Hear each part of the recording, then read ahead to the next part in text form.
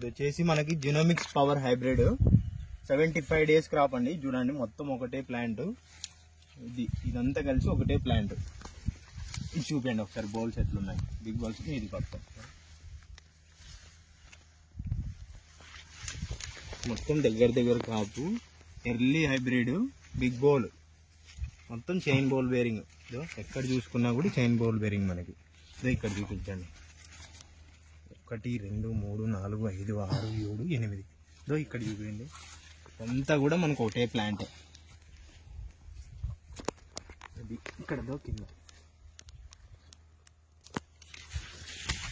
కింద నుంచి మనకు బౌల్స్ అనేది కింద నుంచి కాపు పైన వరకు ఒకటే సైజే కాయ.